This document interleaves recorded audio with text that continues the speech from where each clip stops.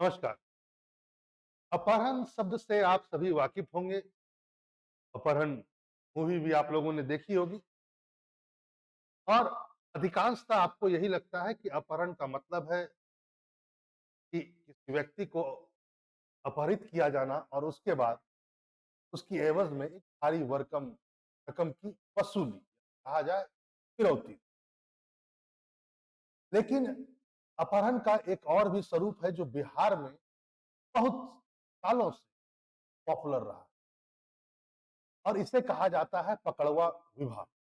यानी अपहरण इसलिए किया जाए कि उसकी शादी से कर दी जाए।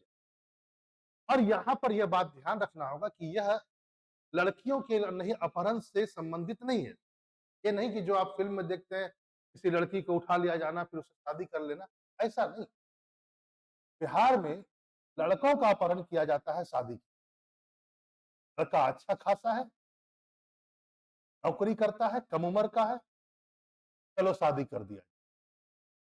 इसे पकड़वा विवाह कहते हैं और अभी हाल ही में द हिंदू न्यूज़ में ये आया हुआ है, बिहार में पकड़वा विवाह की प्रथा के कारण कुंवारे उदास हैं। वाजिब है, तो नौकरी नई-नई लग रही है और पकड़वा विवाह का यदि वो शिकार हो जाते हैं तो दोनों पक्ष में से कोई संतुष्ट नहीं होता है। खासकर मैं यहाँ पात्र की बात कर रहा हूँ, लड़का और लड़की।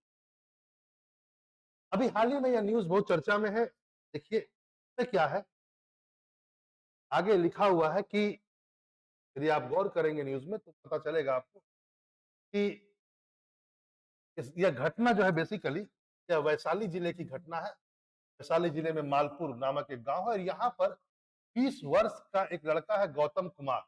अभी हाल ही में ये गौतम कुमार जी 20 वर्षीय टीचर बने, वही बीपीएससी वाला एग्जामिनेशन के तो आपको पता ही है। सरकारी नौकर बने, नौकरी करना शुरू किया और अभी कुछ ही दिन हुआ था कि बंदूक की नोक पर 30 नवंबर को कुछ लोगों ने इनके कार्यस्थल से इनको अगवा कर लिया।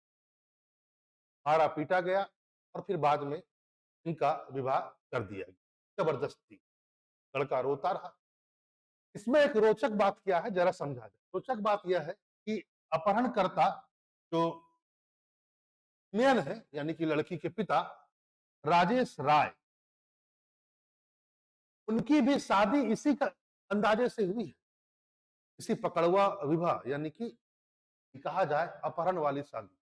मतलब एक आदमी जो स्वयं भुक्तभोगी था इस चीज का, उसने अपनी बेटी के विवाह के लिए भी यही कार्य किया। अजीब सी बात।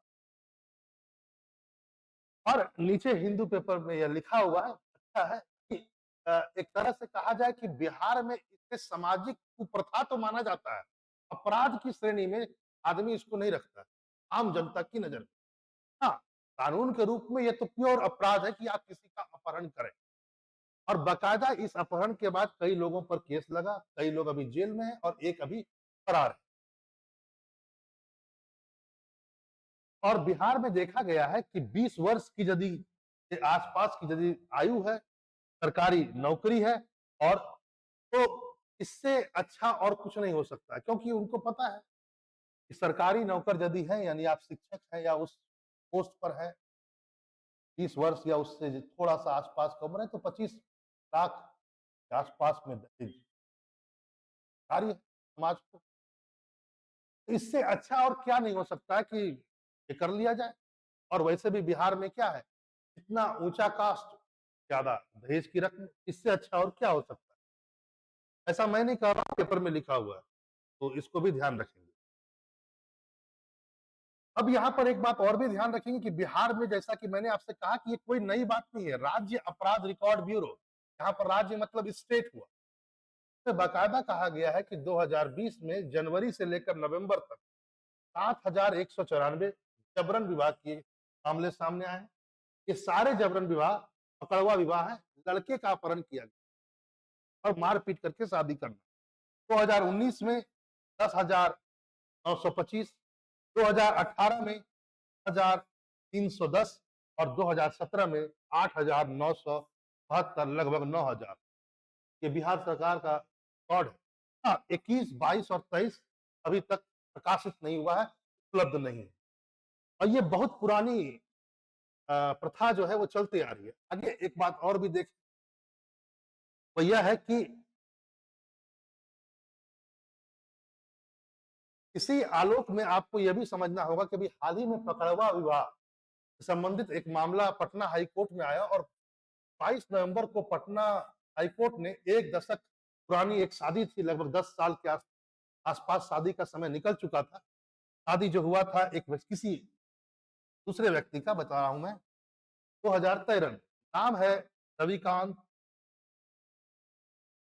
और रहने वाले थे ये नवादा, बिहार में नवादा पड़ता। और ये क्या है, ये सेना के जवान थे, कम उम्र था, सेना के जवान थे। रविकांत नाम है, 2013 का वर्ष। इनकी भी शादी जबरन तरीके से यानी पकड़वा विवाह के तहत में का भी अपहरण किया गया, गाड़ी में बैठाया गया, मारा पीटा गया और फिर जबरदस्ती शादी करवाई। लेकिन पटना हाई कोर्ट ने इस विवाह को रद्द कर दिया।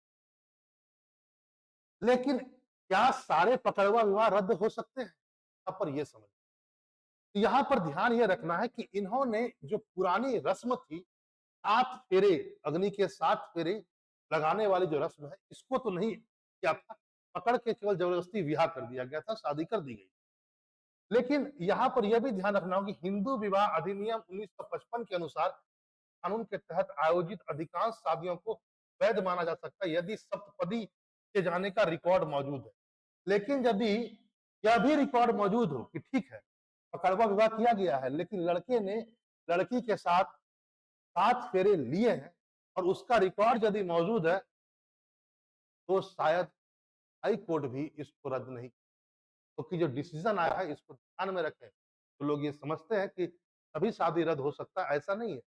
बाकायदा ये है कि जबरन शादी तो रद्द हो सकता है, लेकिन जबरन शादी के तहत सप्तपदी यदि किया गया है, सप्तपदी मतलब 7 कदम जो फेरे होते हैं, तो उसको रद्द नहीं माना जाएगा हिंदू विवाह अधिनियम के। लेकिन फिर भी एक बहुत ही सम्मानजनक डिसीजन कहा जा सकता है इसको। 2013 में शादी हुई थी और 2023 10 साल के बाद ही सही रविकांत जी को न्याय मिला। अब देखना होगा कि ये जो गौतम कुमार है जिनका अपहरण अभी हुआ था, पुलिस ने पकड़ लिया, क्या उनका विवाह रद्द हो सकता है? क्योंकि इसमें रिकॉर्ड जानना होगा, देखना होगा क्या उन्होंने सप्तपदी भी किया था। केवल मांग में सिंदूर लगा देने भर शादी नहीं माना जाएगा, यह सुप्रीम कोर्ट का, सॉरी, हाई कोर्ट का वर्डिक्ट है, पटना हाई कोर्ट। यहाँ पर आप ध्यान रखें। यदि आप कारकों पर जाएं, यदि आप कारण पर जाएं, बिहार में ऐसा क्यों हो रहा है, यदि कारण पर जाएं तो सबसे बड़ा कारण है बिहार की आर्थिक स्थिति। आर्थिक यदि आप पर कैपिटा इनकम आप देखेंगे बिहार का 21-22 में, पर कैपिटा इनकम है 54,383 रुपए, जबकि नेशनल जो औसत है, एवरेज है, वो 1.5 लाख के आसपास। तो बिहार बहुत पिछड़ा है आर्थिक विकास में। और उस विकास में क्या होता है कि दहेज दे पाना किसी के लिए बहुत कठिन है। पहली बात तो दहेज आप दे नहीं सकते। दूसरा पॉइंट एक ये है क्या कि जब ये और आप देख रहे हैं प्रति व्यक्ति आय बहुत ही कमजोर है बिहार में, इसका मतलब तो है ना कि बिहार का एक बहुत बड़ा तबका जो नवयुवकों का है, जो शादी के योग्य हो, वो अभी तक बेरोजगार है। तो बिहार में व्याप्त बेरोजगारी और साथ ही साथ देने की क्षमता का अभाव, दहेज एक बहुत ही बड़ी सच्चाई है भारतीय समाज की। इस कारण से ऐसी घटनाएं बाकायदा होती है। दूसरा, बिहार में राष्ट्रीय औसत से कहा जाए साक्षरता दर भी बहुत कम है। राष्ट्र में जो साक्षरता दर है, नेशनल लिटरेसी रेट जो है वो है 74% से भी ज्यादा, बिहार में 61%। कहीं ना कहीं ये भी एक कारण है कि शिक्षा कमी होने के कारण एक जागरूकता का भी अभाव होता है। तीसरा पॉइंट है सामाजिक दबाव, हिंसा और सामाजिक दबाव, यह भी बहुत जबरदस्त है। इतना मारा पीटा जाता है लड़कों को शादी के नाम पर कि इसके बाद वो ना बोलते ही नहीं है। और दूसरा फिर सामाजिक दबाव कि तुमने अब शादी कर ली, वो तुम्हारी है ना, तुमने उसके साथ 7 फेरे ले लिए, अब जो होता है उन्हें, तो एक सामाजिक दबाव, तो एक वो भी एक बहुत बड़ा कारण है। फिर हमारा बॉलीवुड भी इसके पीछे नहीं है। कई सारे ऐसे हम लोगों के मिल रहा है, ऐसे-ऐसे सीरियल्स आते हैं जिसमें यह बाकायदा दिखाया जा रहा है, यहाँ पर नाम भी रखा हुआ अतरंगी रे, कई है ना, और आप देखते हैं कई सारी ऐसी चीजें हैं जिसमें यह दिखाया गया कि दूल्हे का अपहरण करके शादी हो रहा है। अब ग्रामीण अंचल में जहां पर शिक्षा का स्तर इतना कमजोर है, वहां तक जब ऐसी चीजें पहुंचती है तो इसका और भी ज्यादा से तेजी से क्या होता है, विस्तार होता है। ये सब कुछ मूल मुद्दे हैं। बेसिकली मुद्दा यह है कि बिहार में यह घटना बहुत पुरानी है और हाल में बहुत चर्चा में। ये बात जान लें, इसका यदि आप मूल कारण देखेंगे तो बेरोजगारी निसंदेह है, और आर्थिक पिछड़ापन और साक्षरता का निम्न स्तर।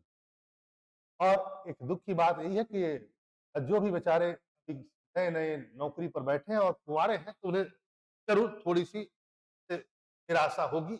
लेकिन यह कोई सर्वमान्य सत्य नहीं है। कहीं-कहीं घटनाएँ होती हैं और ज़रूरत इस बात की ऐसी घटनाओं को रोका जाए। नमस्कार।